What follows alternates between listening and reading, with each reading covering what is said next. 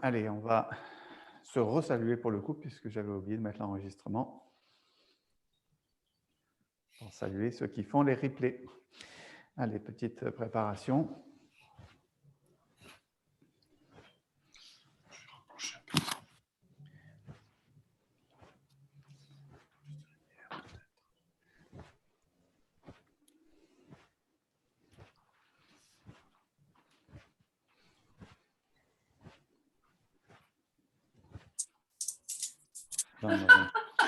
Jambes avancées.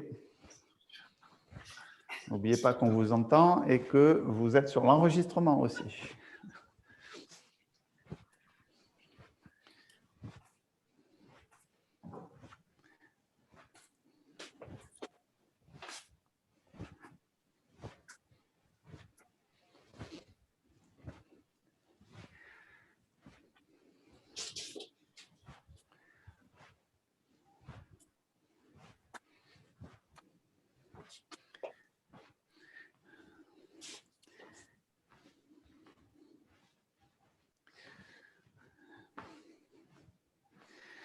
Bon, mon genou commence à aller un petit peu mieux. Ce n'est pas encore tout à fait ça. J'ai vu ma kiné hier. Bon, il n'y a rien d'affolant, mais en fait, il faudrait que je me repose un peu.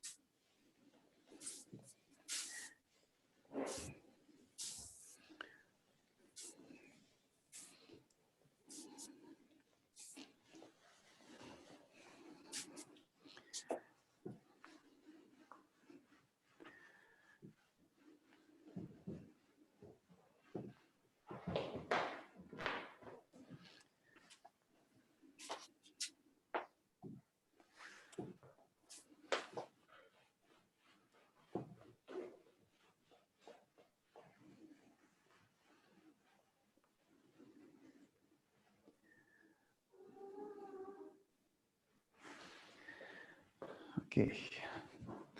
Allez, je vous propose les exercices de santé pour démarrer ce cours. Les pieds à la largeur des épaules. On va commencer par la première série. On va commencer pieds joints. Voilà, prenez-le un peu comme un qigong, comme une manière de préparer l'écoute des sensations du corps.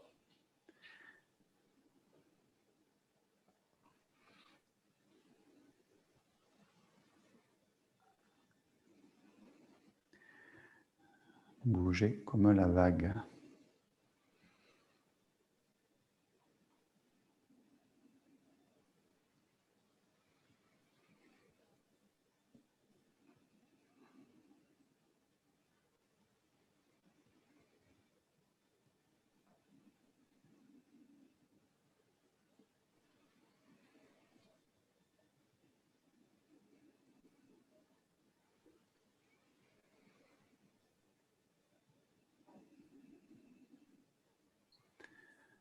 Relâche les bras. Le grand roc déploie ses ailes.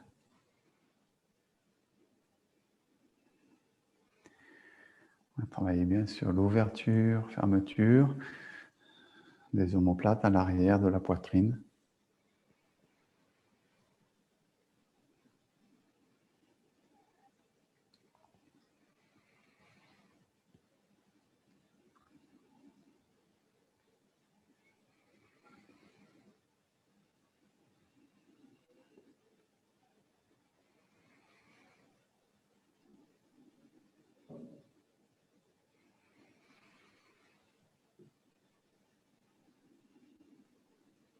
On relâche.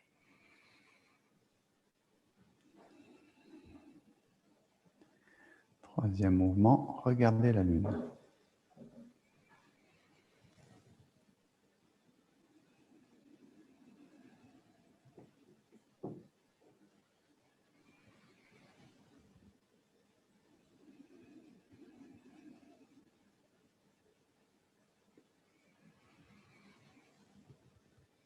Respirez profondément.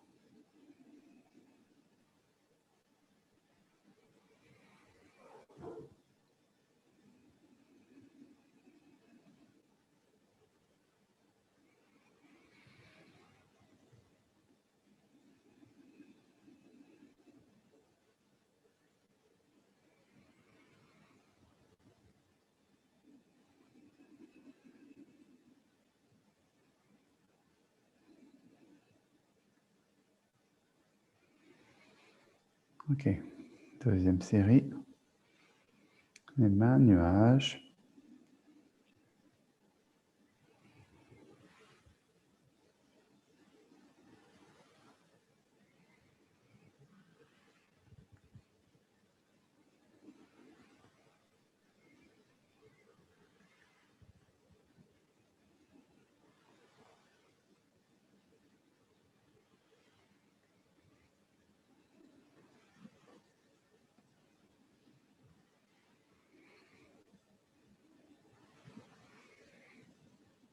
Travaillez bien avec la taille.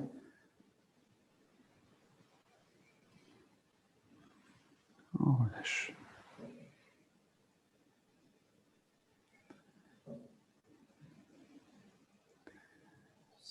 Brossez le genou.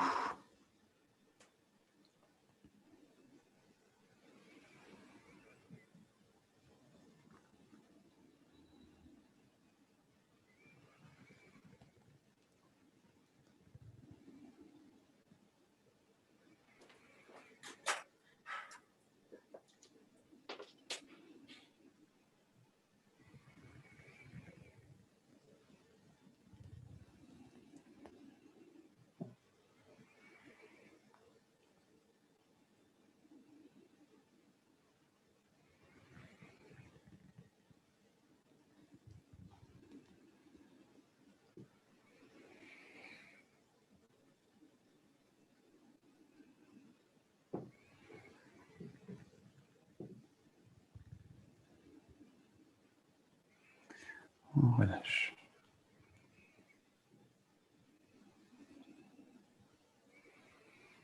Le vol en diagonale.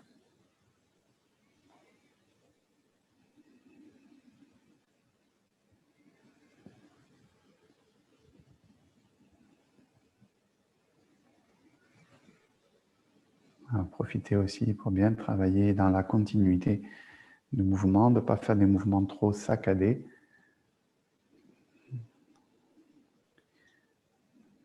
Si à la fin du mouvement, on enchaîne le mouvement suivant. Des fois, il y a un léger ralentissement à la fin du mouvement pour bien poser le mouvement.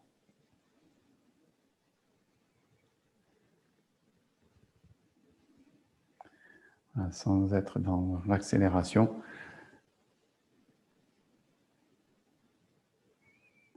Et on relâche.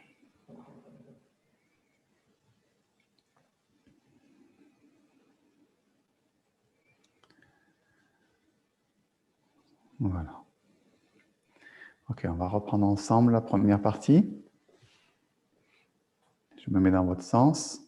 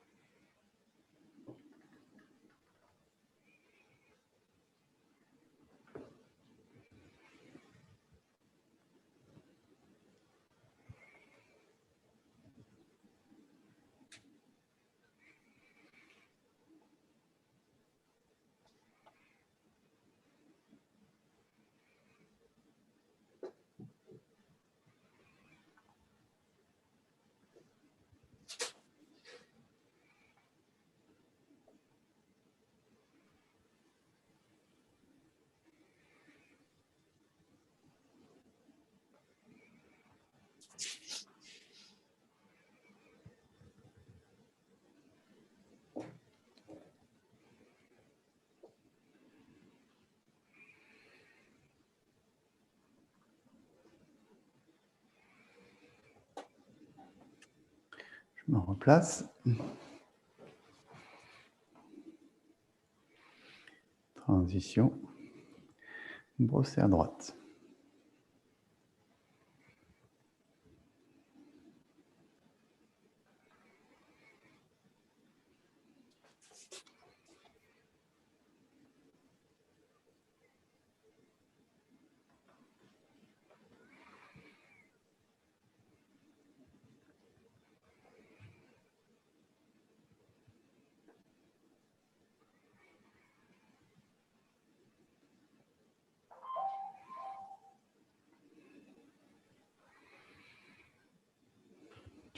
passe. Fin de la première partie.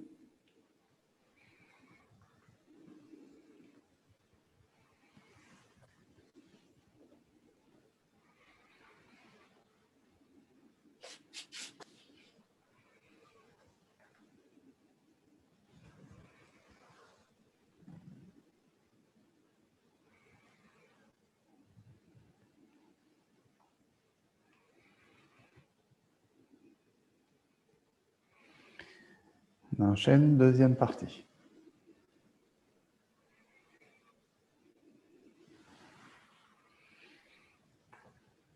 Emporter le tigre à la montagne.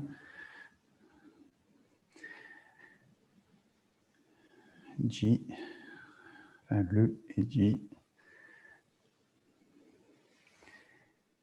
Et Anne poussée.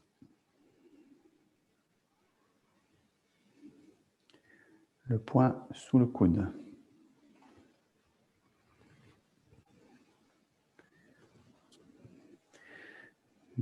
Barré dans la diagonale, pivoter.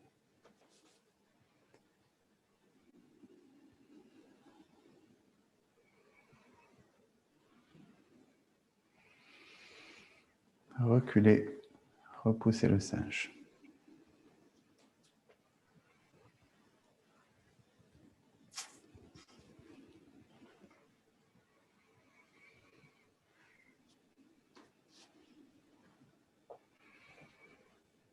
On replace un peu. Vol en diagonale.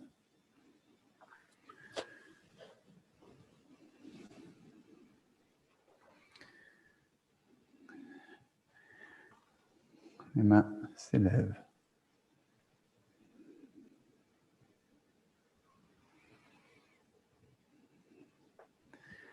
La creux blanche déploie ses ailes.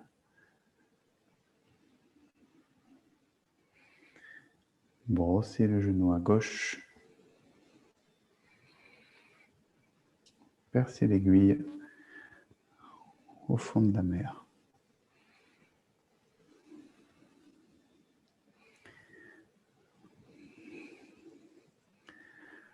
Se retourner.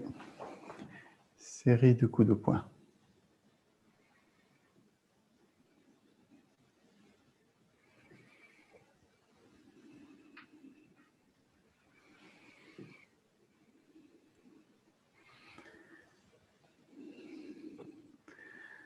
Palan Shui.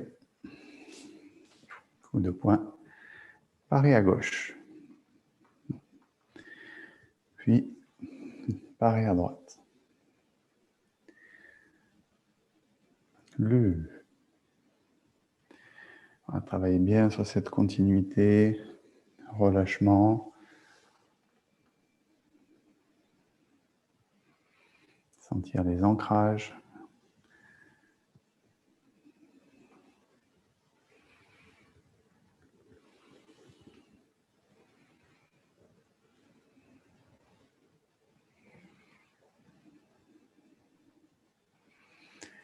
Emmanuel. C'était pas une navette. Une navette. C'est parlé. On est à la deuxième partie. On est dans la deuxième partie. Ah, pardon, oui, pardon.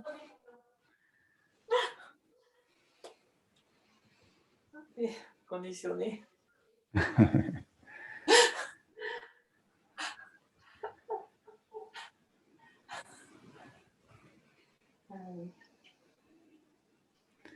Ok, pour l'instant, on referme.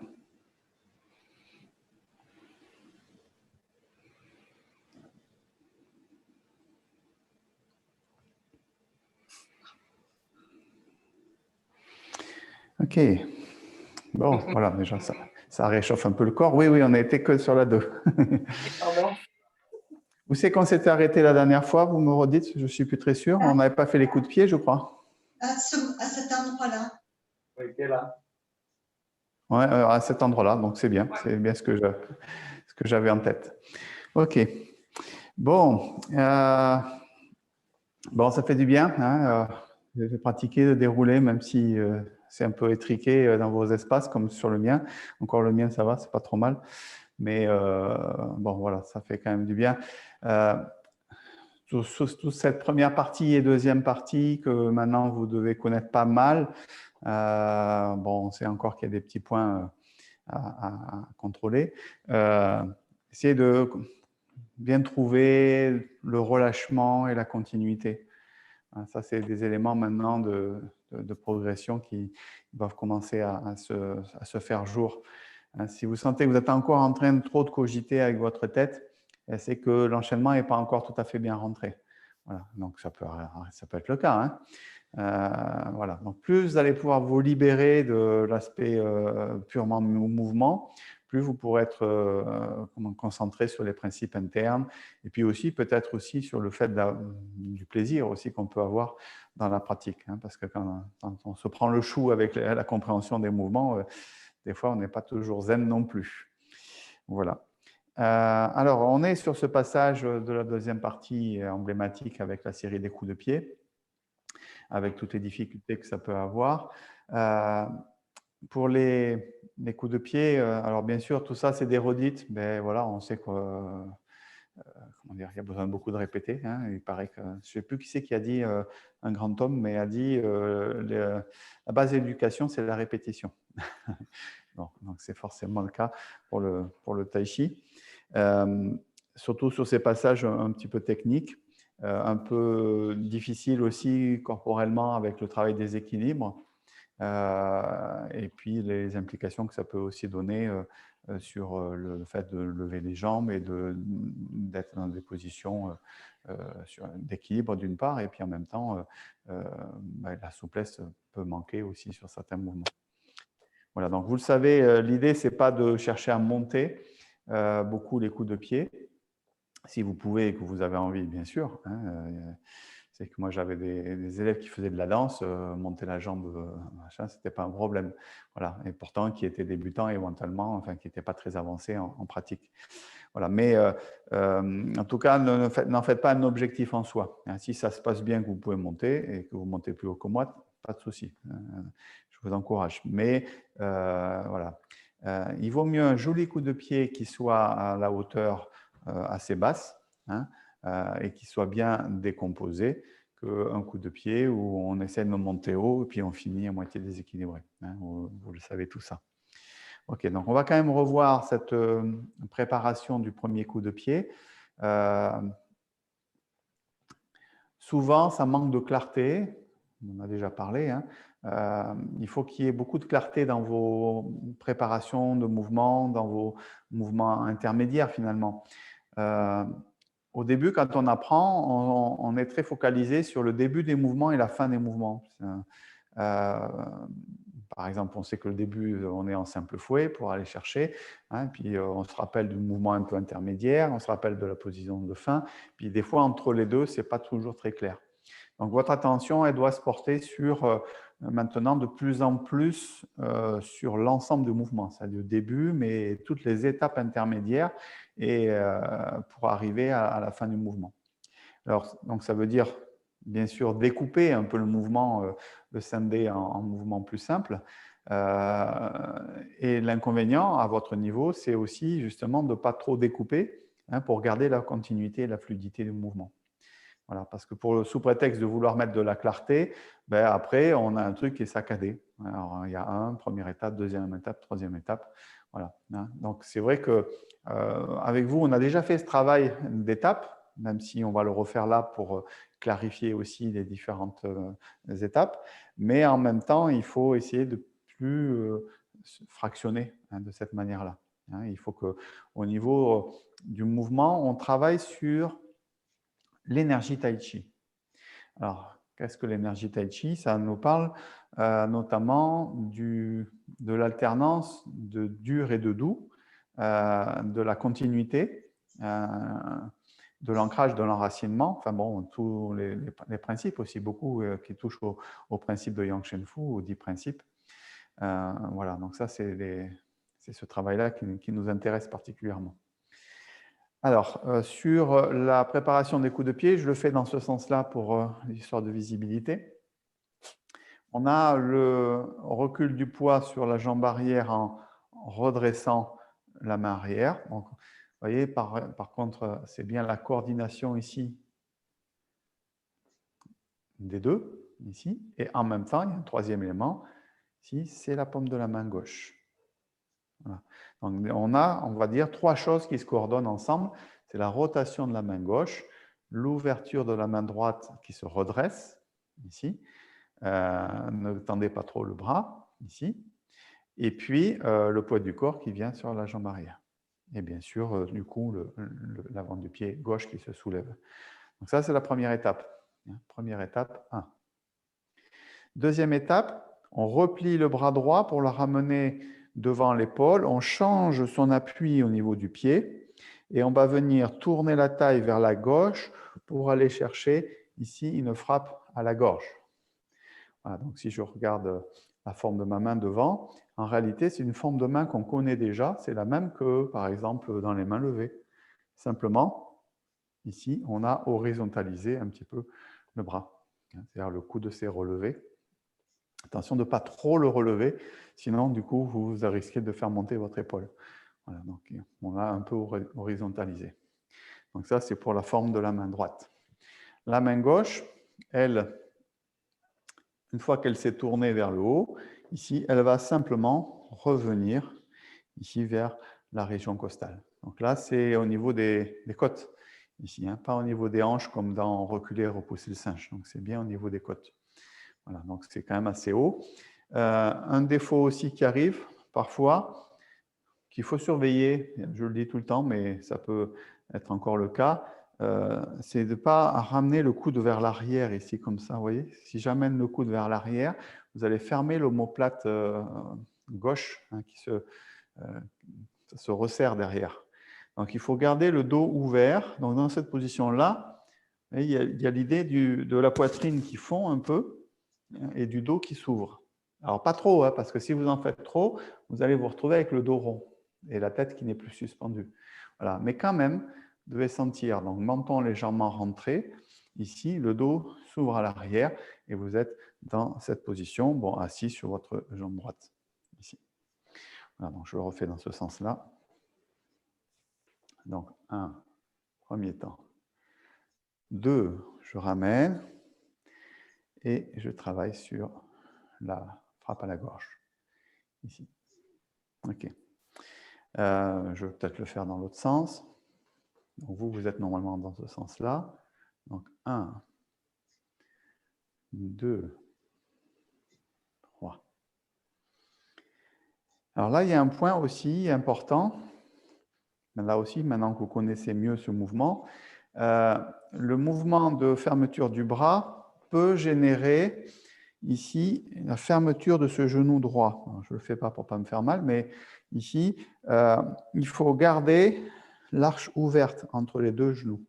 Hein, c'est-à-dire quand je fais ma rotation de taille, il s'agit bien de la taille, il s'agit bien du centre, il ne s'agit pas des hanches. Si vous bougez, faites-le votre pas vide ici comme ça, et essayez simplement de tourner un peu la hanche droite. Vous allez voir, ça fait rentrer le genou de suite. Voilà. Donc si vous tournez, c'est le corps qui tourne.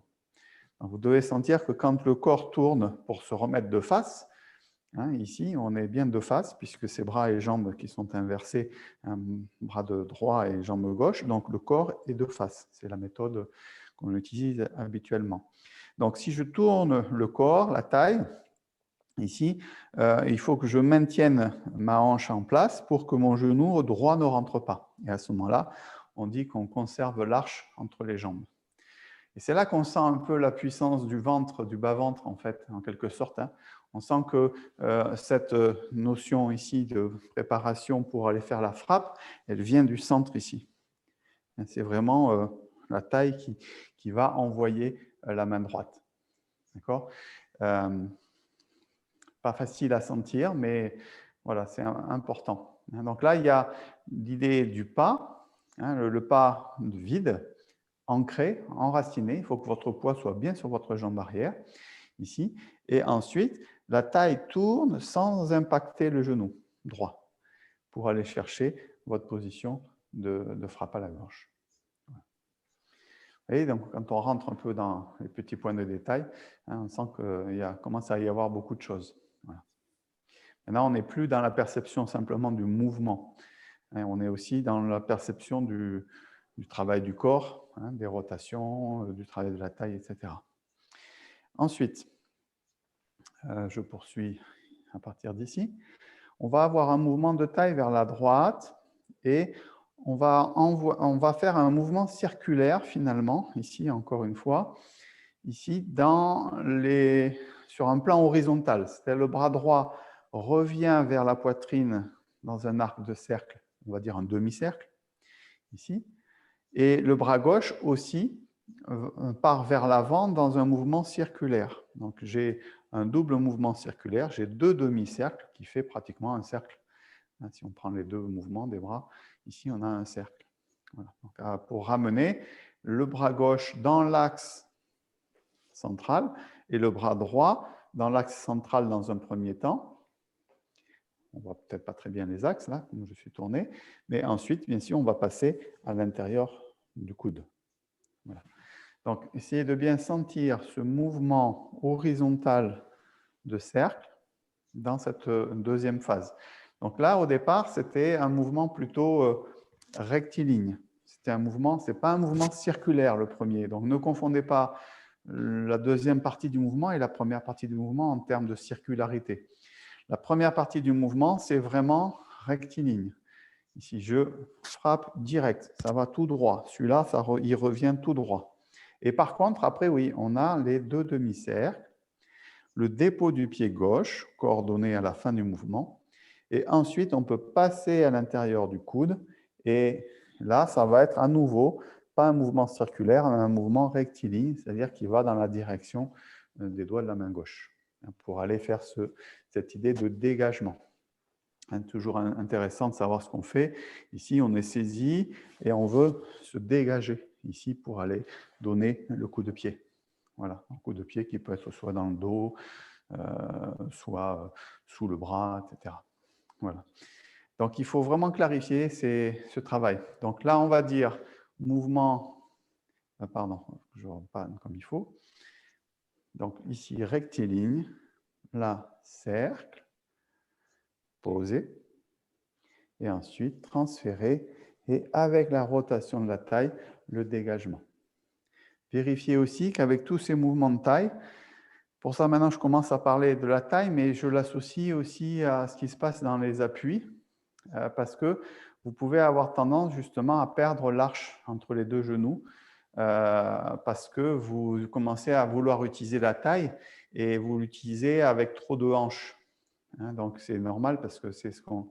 Au départ, on ne sent pas trop la différence entre la taille et les hanches. Donc là, essayez de sentir que quand vous faites ce mouvement de taille d'un côté et de taille de l'autre, ça n'impacte pas trop votre jambe arrière, en fait. Si vous sentez que votre genou il flotte un peu de droite à gauche parce que vous essayez de tourner le corps, ce n'est pas correct. Et c'est pour ça que parfois, vous avez tendance à ne pas suffisamment tourner le corps. C'est-à-dire que vous n'utilisez pas suffisamment la taille parce que vous sentez qu'il se passe des choses pas claires au niveau de la jambe arrière. Donc, il faut les deux à la fois. Il faut qu'on sente que la taille tourne. Donc ça, si par exemple, je suis sur un pas de l'arc, quel qu'il soit, si quand je tourne ma taille, je devais sentir qu'au niveau des appuis, ça ne change rien. Je ne sens pas de changement au niveau du poids du corps. Par exemple, si là, vous voyez, je bouge un peu mes hanches, je vais sentir que mon poids vient, par exemple, sur l'intérieur de mon pied. Donc ça, c'est un signe. C'est un signe quelque chose qui n'est pas correct. Quand vous tournez votre taille, vous ne devez pas sentir d'impact sur l'ancrage, sur les pieds, et vous ne devez pas sentir de mouvement au niveau de votre genou. Voilà. Donc, quel que soit le mouvement qu'on fait, ici, quand on est là, si je fais ce mouvement-là, le dégagement, puisqu'on parle de ça, ici, il n'y a pas d'impact sur mes jambes. Aucun. Donc ici, je suis stable, je suis ancré, je dégage et je dois sentir que c'est stable en bas. Voilà. Donc ça, c'est plutôt une histoire d'écoute. C'est parce que au départ, tant que vous cherchez à bien identifier le mouvement, à bien le reconnaître, à voir les différentes phases, vous êtes un peu confus au niveau de l'esprit et vous écoutez pas suffisamment les sensations du reste du corps parce que vous êtes concentré sur la façon de poser les mains, etc. Voilà. Donc, encore une fois, c'est normal, c'est complètement normal. Et justement, j'essaie de vous amener au-delà de ça maintenant. Là, vous allez être efficace. Hein, quand on va se revoir, vous allez connaître la forme en entier. Ça va devenir intéressant. OK. Voilà pour donc, cette première partie du mouvement du coup de pied. Donc, 1, 2, passer devant. Maintenant, cercle, taille vers la droite, poser, un peu vers la gauche et encore un peu vers la gauche. Puis, ici, c'est le corps, c'est pareil. Hein, si je me mets dans ce sens-là, ici, c'est le corps qui va vous ramener le bras droit. Bien sûr, le bras droit va finir par se fermer, mais le début du mouvement, vous devez sentir que, et pratiquement jusqu'à ce que ma main elle est dans la diagonale. Quand je tourne mon corps, je peux pratiquement l'amener dans la direction cardinale sans bouger le bras. Et puis après, effectivement, je suis obligé de bouger le bras pour compléter.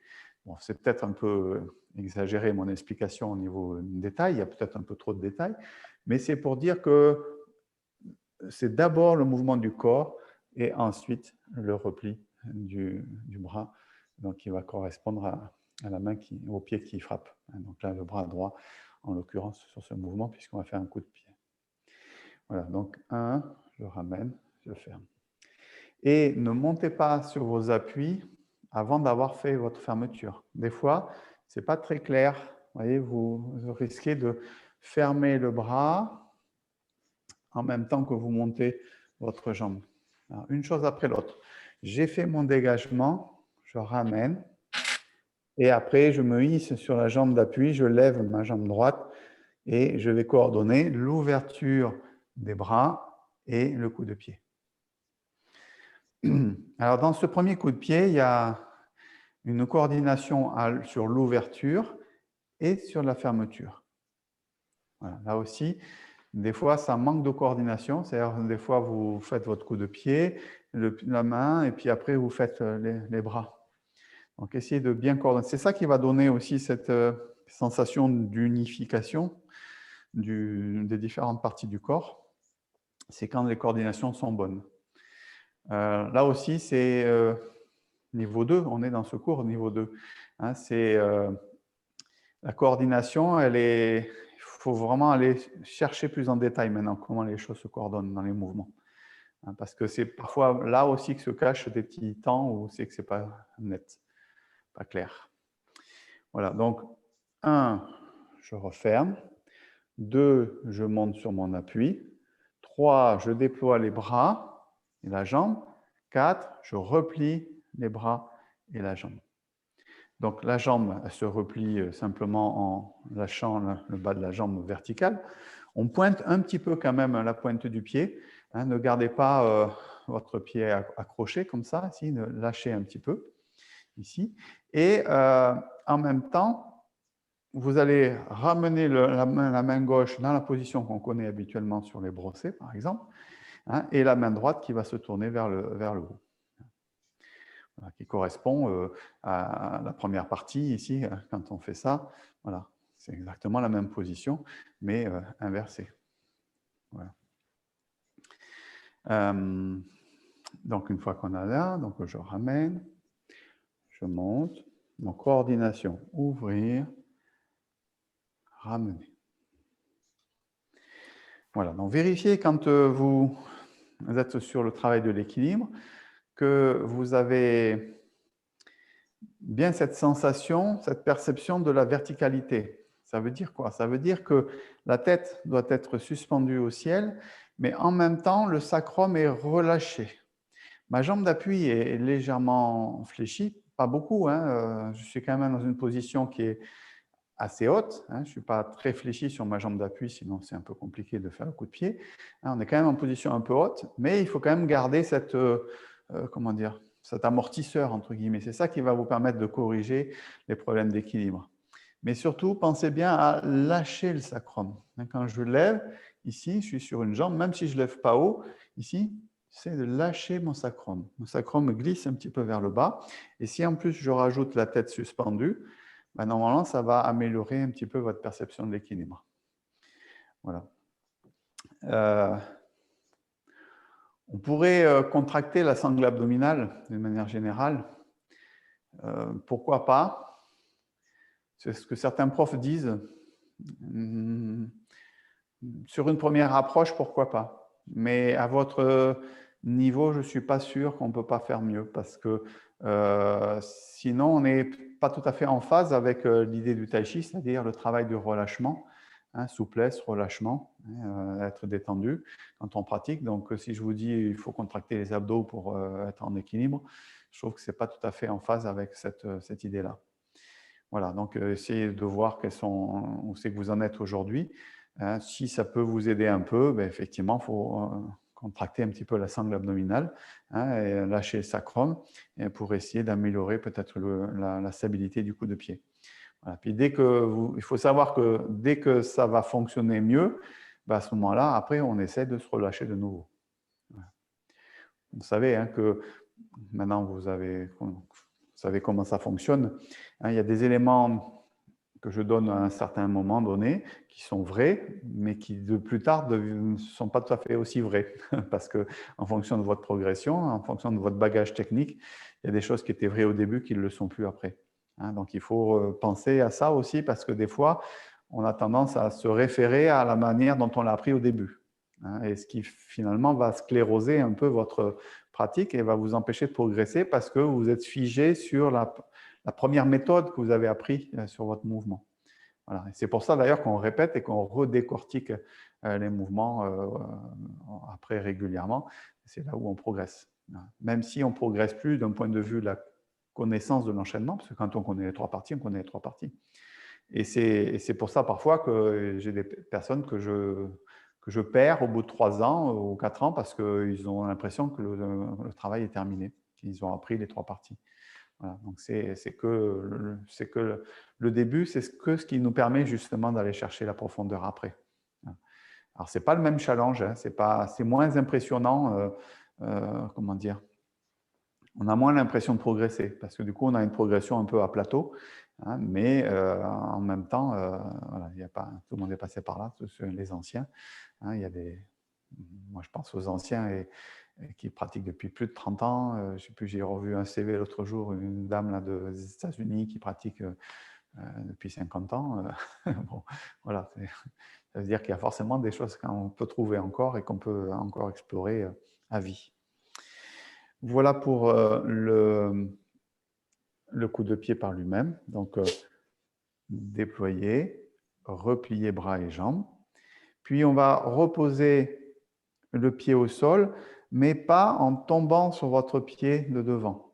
Rappelez-vous que quand on pose le pied, on s'assoit, on le voit bien, sur la jambe d'appui pour poser le talon. Et ensuite, on va transférer, la deuxième partie est plus simple, on transfère le poids du corps sur la jambe de devant et en même temps, la taille va tourner vers la gauche pour aller chercher ici la main gauche qui vient croiser à l'intérieur du coude droit pour faire ce qu'on a fait tout à l'heure, c'est-à-dire le temps de dégagement. Okay. Donc, je refais le dépôt du pied. Non, pardon, non. Ici, normalement, je suis comme ça. Je pose en restant bien le poids derrière. Ensuite, je transfère et je tourne un peu mon corps pour amener mon bras droit dans la direction diagonale. Et mon bras gauche qui vient à l'intérieur du coude. Tout ça, c'est grâce à la rotation de la taille, de manière à pouvoir refaire à nouveau une ouverture de la taille vers la gauche pour aller faire le dégagement. Donc, toujours le même principe, c'est ma taille qui tourne et ça n'impacte pas mes jambes. Dès qu'on voit les genoux qui flottent en bas, dès que vous sentez que le poids du corps vient sur les côtés des pieds ou sur l'intérieur des pieds, ça veut dire que vous allez tourner les hanches. Donc, essayez de sentir ce mouvement de séparation. Voilà. Donc là, on a beaucoup de travail de taille. Par contre, c'est pas toujours, c'est quand même assez subtil. C'est-à-dire que ce travail de taille, il est petit des fois. Il n'est pas très ample. Et malheureusement, pour le comprendre, souvent au départ, on a besoin d'un peu d'amplitude, sinon on ne le sent pas. Voilà. Alors, je ne sais pas quoi vous dire. Bon, je comprends, on puisse éventuellement exagérer un peu le mouvement de taille au début pour le sentir. Voilà, donc ça, au niveau où vous en êtes, c'est acceptable. Voilà. Mais on sait que progressivement, il va falloir faire un travail plus interne et il va y avoir des petits mouvements de taille sur ce passage. Ici. Donc ici, quand je suis là, pause. Ici, je transfère, petit mouvement vers la gauche et vers la droite, au niveau de la taille. Ça va? Vous sentez ce que je veux dire là dans ces petits travails de taille ou c'est pas très facile à sentir? Je vous fais participer un peu parce que sinon vous allez vous endormir. En fait, si tu le fais plus grand, ton mouvement de taille, ça aide davantage. Ouais, c'est vrai que C'est pour bien le marquer, sinon on a tendance à pas tourner. ouais. Ouais, Bon. c'est la difficulté de je le fais pas beaucoup donc parce que je le sens pas et puis si je le fais un peu plus grand ben, je le sens mieux mais ça risque d'être un peu trop grand. Voilà. Donc pensez que la limite c'est justement de ce qui se passe dans les pieds et dans les genoux. C'est-à-dire que la limite c'est ça. C'est-à-dire que si votre mouvement de taille est trop ambitieux, vous allez sentir que ça commence à flotter en bas dans vos jambes. Voilà. Tant que vous sentez que en bas, c'est bien stable. Ben voilà. Et peut-être c'est là que vous allez vous rendre compte que vous pouvez faire un peu plus petit au niveau de ce travail de rotation droite-gauche. Parce que là, le travail de la taille qui est impliqué là-dedans, c'est celui de base, c'est celui du droite-gauche. Donc, pareil, on va dire dans un premier temps. Après, on a quand même le travail du 8. Mais bon, si déjà vous avez la notion de droite-gauche dans ce mouvement, ça me va. Voilà. Après, on ira chercher un peu plus de la continuité. Mais c'est vrai qu'il faut un peu exagérer. Mais ce que je mets un peu l'accent aujourd'hui, c'est cette sensation du bas du corps, en fait, que vous n'avez pas forcément. Et du coup, en bas, c'est pas net. Voilà. Donc, il faut vraiment que vous sentiez que quand vous tournez votre taille, ça n'impacte pas la répartition du poids dans vos pieds et puis les actions des genoux. En fait, les genoux ne bougent pas en fait. Quand je tourne droite-gauche, mes genoux restent dans leurs axes. Ok. Bon, allez, on refait ce passage. Alors, je le fais dans quel sens? Je vais le faire dans ce sens-là. Après, je me tournerai. Donc, 1. Rectiligne pour l'instant, cercle, 2 demi-cercles, posé. Pied ouvert, je n'ai pas précisé, un peu moins que 45 degrés pour le pied de devant. Puis, le dégagement. Vérifiez que le travail de la taille n'impacte pas trop les jambes. Puis, rotation de la taille vers la gauche, fermez bras droit, soulevez, déployez ensemble, repliez ensemble. On pose en s'asseyant sur la jambe d'appui, pose le talon. On transfère, on tourne un peu la taille à gauche et à droite pour le dégagement. Et donc, même chose, on ferme le bras gauche par la rotation de la taille, on se hisse et on fait le deuxième coup de pied. Et on ramène. Donc là, on ramène que la jambe et les bras ne bougent pas pour l'instant. Okay, je le fais dans votre sens. Vous me dites s'il y a des angles que vous voulez préférer revoir, etc. 1,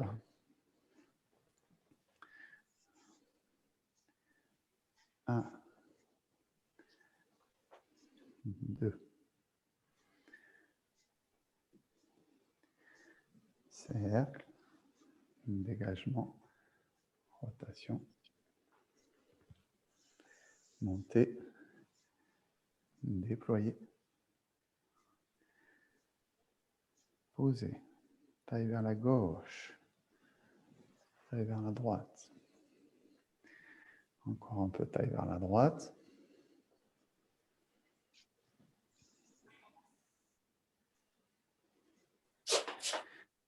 Voilà. Une des manières de renforcer vos jambes, parce qu'il s'agit aussi, pour les équilibres, d'avoir les jambes suffisamment fortes, c'est de tenir un peu les coups de pied. Donc là, encore une fois, ça va nuire peut-être à la continuité. Mais bon, en tout cas, en termes de pratique, de renforcement, hein, c'est l'objectif ici, ça va vous renforcer les jambes. Donc, ça veut dire quoi? Ça veut dire déployer la jambe et rester un petit peu. 1, 2, 3, ramener. Hein, vous allez sentir que ça travaille au niveau des cuisses, au niveau là, au-dessus du genou, hein, parfois un peu plus haut. Enfin, bon, après, ça dépend de votre état musculaire. Mais peut-être prendre le temps, ça vous permet à la fois de travailler un peu plus votre équilibre en même temps, et puis de renforcer vos jambes pour vous habituer à être dans ces jambes déployées en l'air, hein, sur un pied, parce que ça travaille quand même beaucoup. Voilà. Et puis vous savez que quand l'émotionnel est un peu pris, quand on est dans une situation d'examen, de passage de grade par exemple, ce passage il est compliqué. Même si on le fait bas, le jour où on a l'émotionnel qui est un peu perturbé, je peux vous dire qu'on a la jambe d'appui qui est un peu tremblotante régulièrement. Bon, là encore, normalement, arrivé à la deuxième partie, on est un peu plus relâché. Parce que souvent, au début, c'est quand on a les jambes qui sont un peu froides, quand on commence son enchaînement là, hein, dans les déplacements, c'est un peu instable parce qu'on a les jambes qui tremblotent un peu.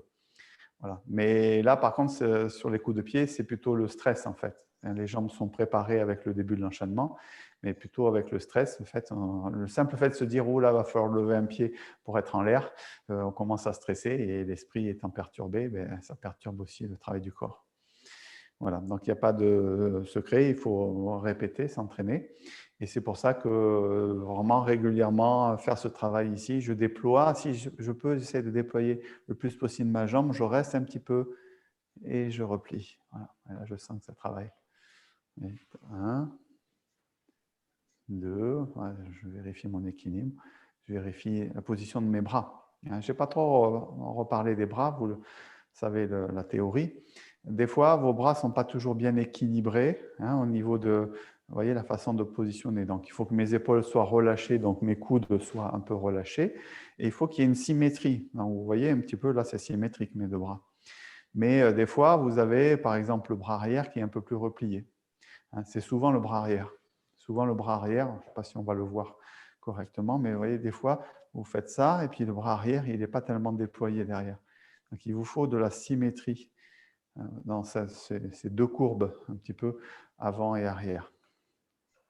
Voilà, les deux mains sont assises, c'est-à-dire les doigts redressés à la base du poignet, ici. Voilà, donc essayez de travailler bien, que ce soit premier mouvement. Alors ici, le mouvement ici où on replie, il y a un mouvement de montée légère pour ensuite redescendre légèrement. Donc il y a quand même un arc de cercle aussi sur le mouvement des bras. Ce n'est pas uniquement ça. Ça, c'est que horizontal. Donc, il y a un peu de mouvement qui monte et qui redescend. Voilà. Mais là aussi, pas trop. C'est-à-dire, si vous me faites un truc, c'est trop. Voilà. Donc, essayez de trouver ce bon compromis et cet équilibre. Je n'ai pas redit, mais ça aussi, vous êtes censé le savoir. La direction de la main de devant correspond à la direction de la frappe. Voilà, donc, si vous frappez en écartant les bras, par exemple, mon pied, je vais me mettre face à la caméra. Si mon pied frappe vers vous, ici, et que mon corps s'ouvre comme ça, ce n'est pas correct. Donc, il faut que mon corps tourne. Vous voyez, ma main droite, elle va se retrouver dans la direction de mon pied. Donc, vous devez être ni comme ça, ni comme ça. Voilà. Et ça, pour ceux qui découvrent la deuxième partie, ce qui n'est pas votre cas, c'est assez fréquent. Des fois, il y a une ouverture un peu exagérée et puis on ne met pas le bras dans la direction du pied. Okay. Voilà. Bon, mais je pense que c'est pas mal. On va reprendre ensemble cette deuxième partie pour finir et on s'arrêtera à ce coup de pied. On aura vu que les deux premiers coups de pied, mais ce n'est pas un problème. On a du temps devant nous pour retravailler ça. Allez, on y va. Donc, on part du début de la deuxième partie. Emporter le tigre à la montagne. Oups, excusez-moi, petit problème d'équilibre.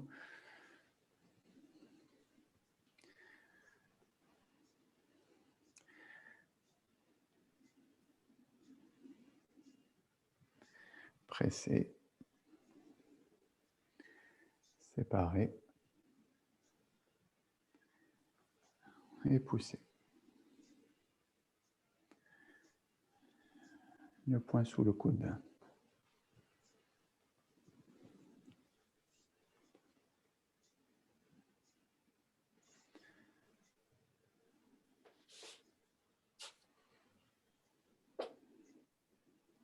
On replace un peu, reculer, repousser le singe.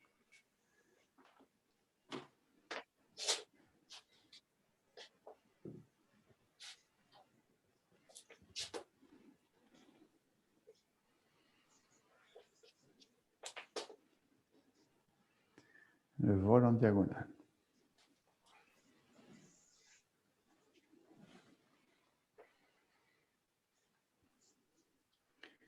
Les mains levées.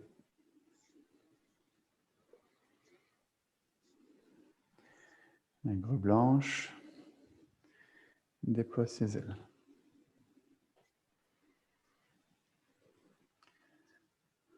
Brosser le genou. Percer l'aiguille au fond de la mer.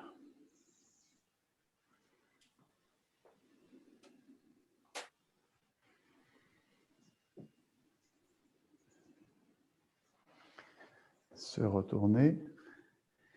Série de coups de poing.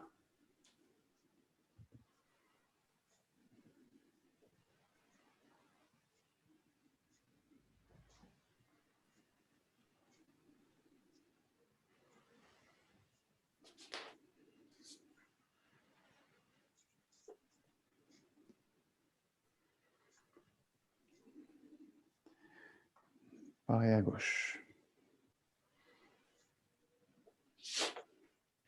Pareil à droite.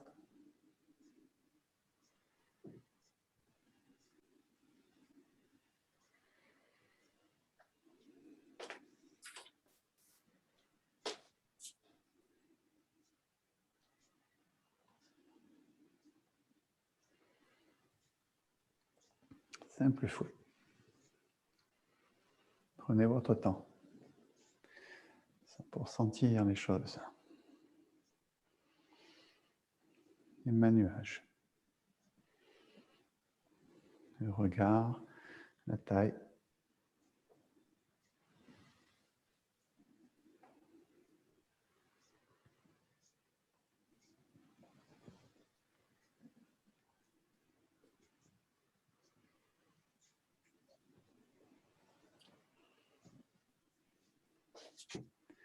Allez, les coups de pied. Premier. Prends bien le temps de détailler les différentes phases.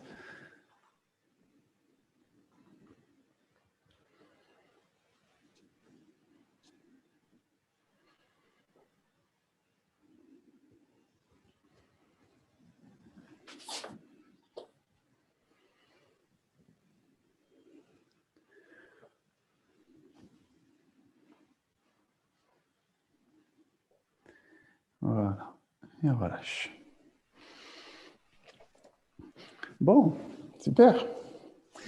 On a fait un bon petit travail détaillé. J'espère que ça vous a convenu. Maintenant, il ne reste plus qu'à repratiquer un petit peu. Ok, est-ce qu'il y a des questions particulières sur cette séquence? Ça va? Bon, après, ça ne va peut-être pas vous venir comme ça, mais voilà, après, ce qui me manque un peu, c'est des retours visuels de votre pratique. Mais bon, on va continuer à faire comme ça. Bon, écoutez, si c'est OK pour vous, je vais vous remercier. Je vous donne donc rendez-vous la semaine prochaine, donc au coin de la cheminée, dans la maison de campagne. C'est pas au bord de la Dordogne? Oui, au bord de la rivière, au bord de la Dordogne. Je vous ferai voir le point de vue que j'ai de la maison familiale, vous verrez. D'accord. C'est sympa. Alors, je ne serai pas malheureux d'être confiné là-bas, vous inquiétez pas. D'accord. Moins malheureux que ceux qui sont dans les appartements dans Toulouse. Voilà, merci à vous. Passez une bonne journée. Bonne journée. Merci Thierry. Bonne journée à tous. Merci, au revoir.